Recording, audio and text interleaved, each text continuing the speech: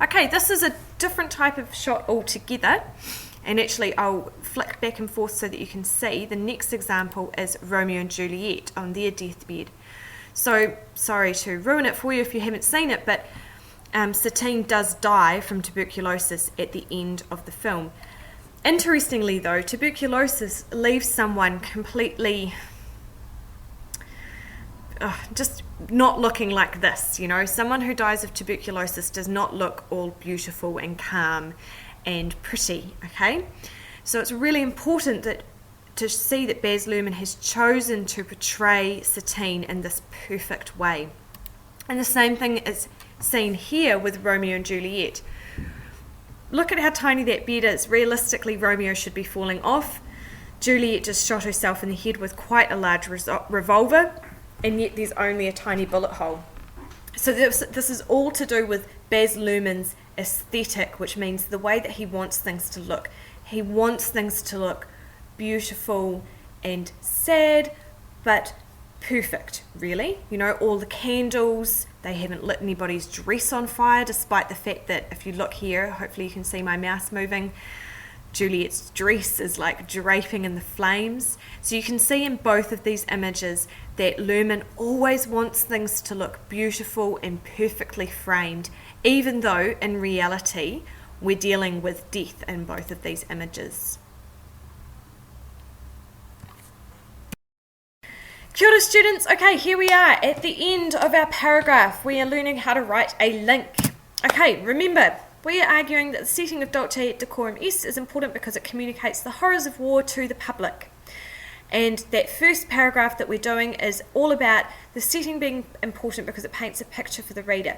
You'll notice I actually have a picture here in this slide.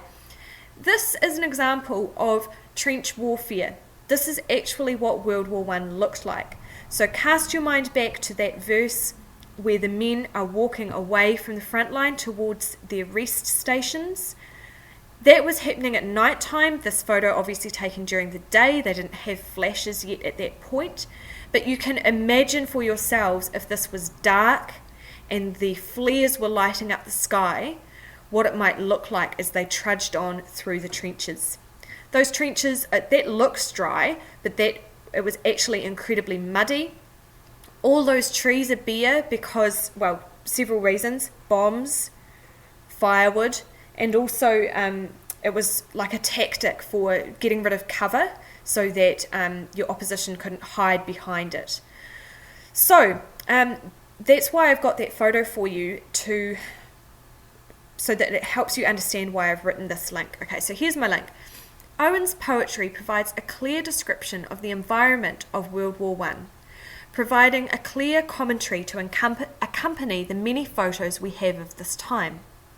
While we have these photos now, at the time the civilians back home were unaware of the terrible conditions soldiers had to withstand.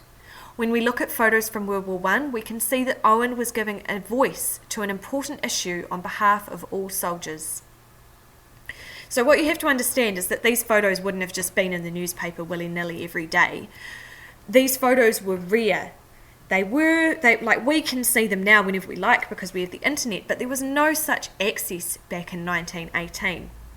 So Wilfred Owen was trying to expose what was happening through the power of language.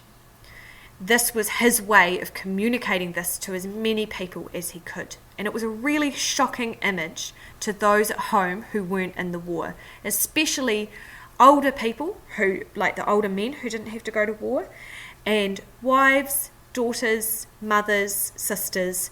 They were really shocked by the imagery in Wilfred Owen's poetry. So I'm here linking to these photos, these examples of photos that most adults would be aware of. You may have never seen photos like this, but most adults would be aware of their existence and know what they look like. So when I use this link, they would be able to imagine that for themselves. So here we have our complete paragraph. Now that we've done everything, our point, example, explanation, and link, and I'm going to read that to you now, or you can pause and read it to yourself.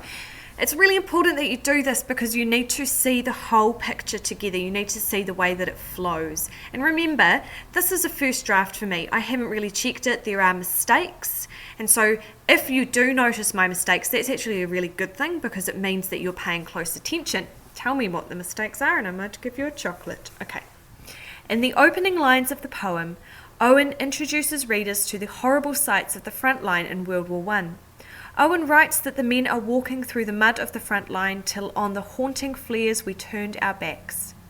This description of the soldiers silhouetted against a grim backdrop by the flares opens the reader's eyes to the grimness of the setting.